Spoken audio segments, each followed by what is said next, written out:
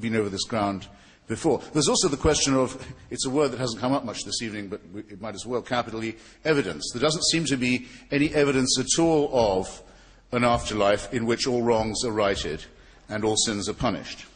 But there is a thing called law, and there is a thing called human solidarity, with which we attempt to make life more fair and more just in the only life that we know we've got.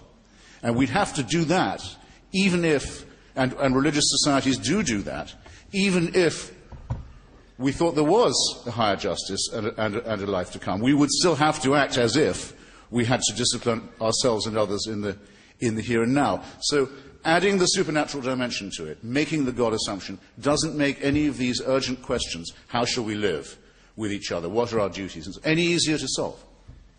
Contrary to, I think, what Christopher is implying there, Christ's central purpose was not to come to make bad people good.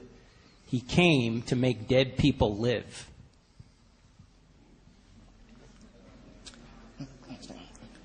Mr. Hitchens, I was just wondering, do you believe that religion has some origin in the need for political leaders in early human civilization to instill a fear and sense of authority in the ruled classes?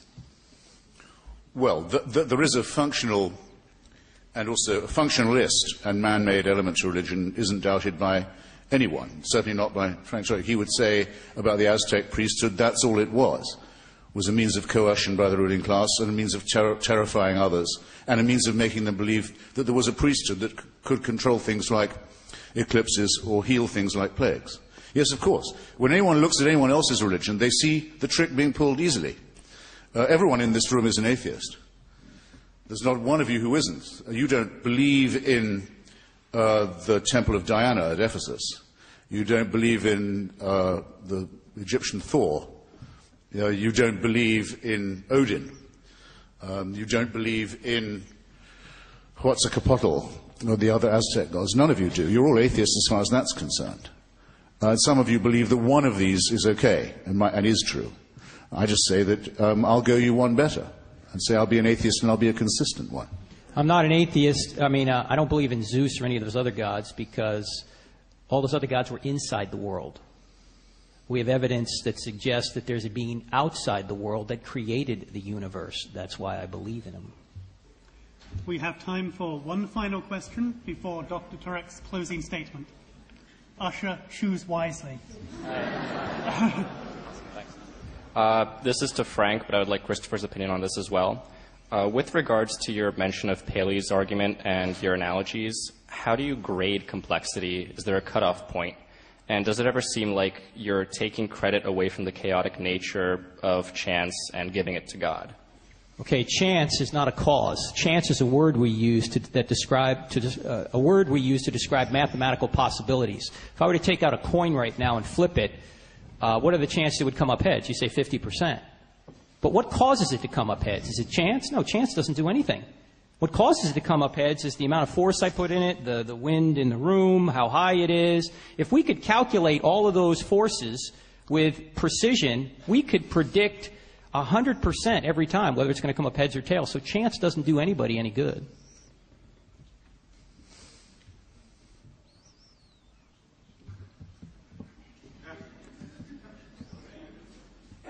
We got time for one. Wasn't for me.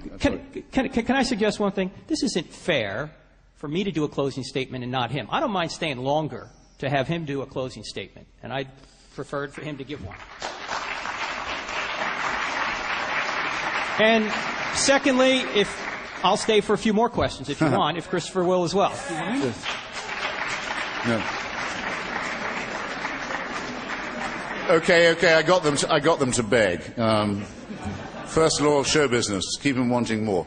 I don't want to stay any later because I'm extremely tired and have a very early start in the morning. But I do want to, and also the moment is coming when I won't be nice to anyone who hasn't got a receipt, because this is America and I have product to move. Go ahead. Look, so I think if you want a closing statement from me, I'll keep it very brief. I haven't had. This will be. I can't remember now how many public events this would count as. No one has even attempted to answer my central question, which is this. Why is there any reason to believe that I must be a less ethical person or have less morality available to me?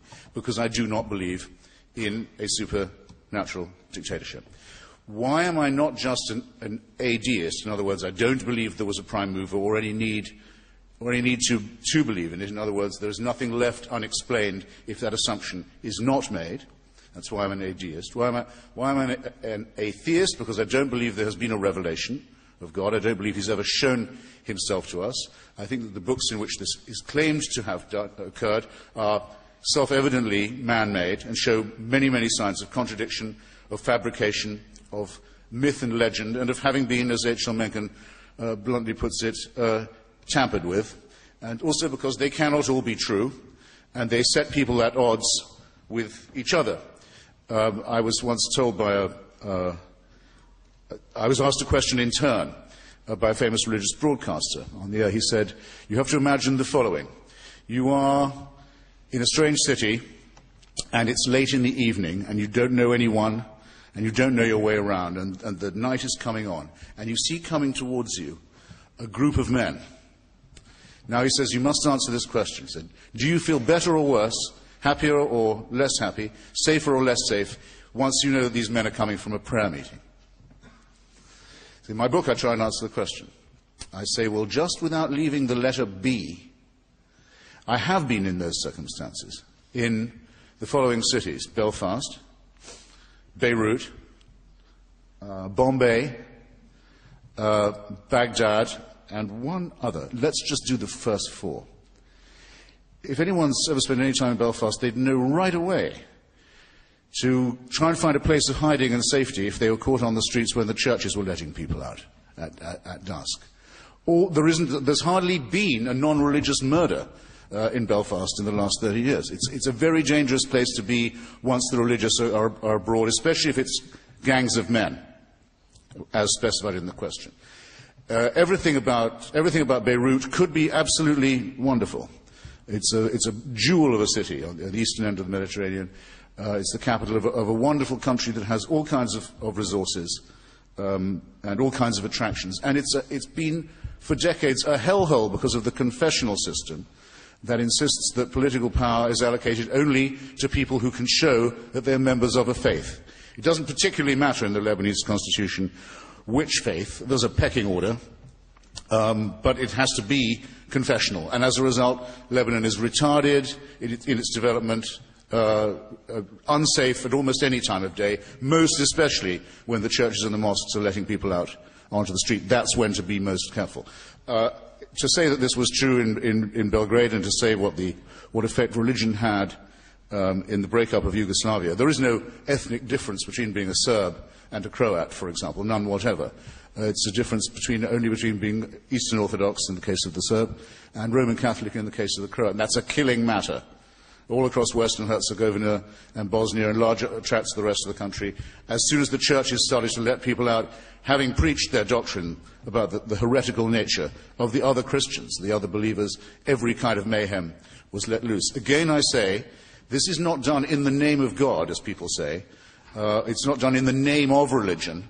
That's not an out that I think can be offered. It's done because of religion. It arises because of the very preachments that are in the text. And it relies ultimately and derives ultimately from the servile belief that our problems can be solved if we will only refer them upward to a supernatural despotism, to a dictator whose verdicts cannot be challenged, to a dictator who, so far from giving us free will, says we can be convicted of thought crime, sentenced to an eternity of punishment for things we may have thought in our sleep or thought and not yet done.